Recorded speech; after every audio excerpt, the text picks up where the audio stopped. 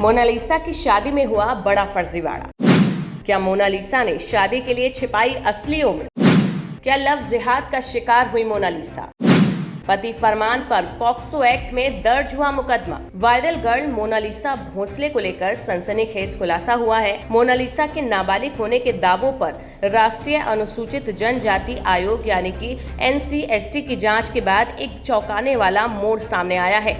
जांच में मोनालिसा नाबालिग निकली है। मोना से शादी करने वाले फरमान खान के लिए मुश्किलें खड़ी हो गई हैं। उनके खिलाफ पॉक्सो एक्ट के तहत खरगोन जिले के महेश्वर थाने में FIR दर्ज हो गई है।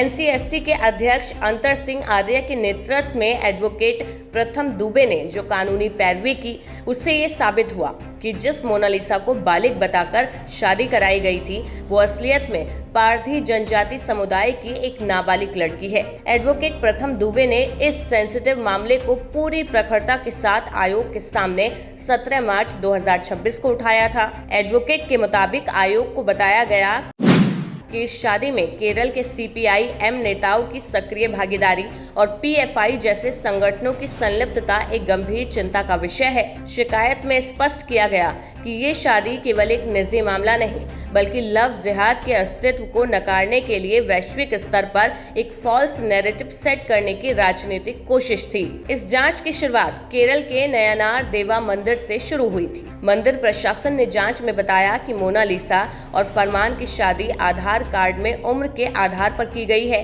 केरल के पुअर गांव के ग्राम पंचायत कार्यालय में इस शादी का पंजीकरण किया गया।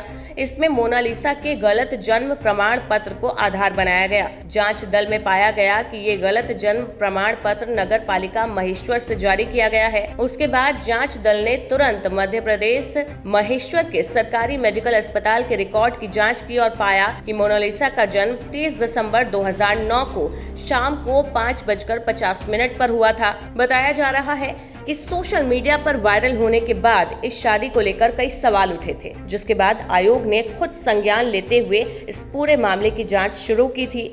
जांच में उम्र संबंधित रिकॉर्ड सामने आने के बाद मामला और गंभीर हो गया। फिलहाल पुलिस पूरे मामले की जांच कर रही है और दस्तावेजों के आधार पर आगे की कानूनी कार्रवाई की जा रही है।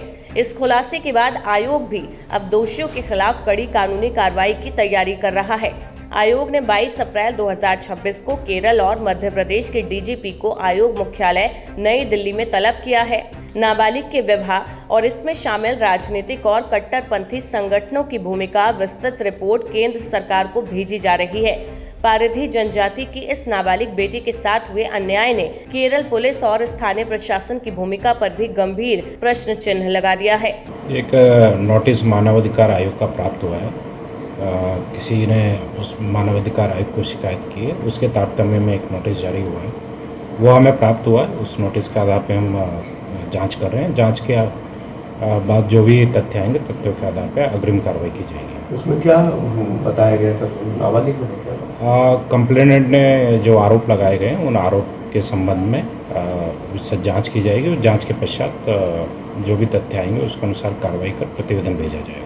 आयोग ने स्पष्ट किया कि वो दोषियों को सजा मिलने तक इस कार्रवाई पर पैनी नजर बनाए रखेगा। 3 दिन में मध्य प्रदेश और केरल के DGP से इस पूरे केस की प्रोग्रेस रिपोर्ट मांगी गई है।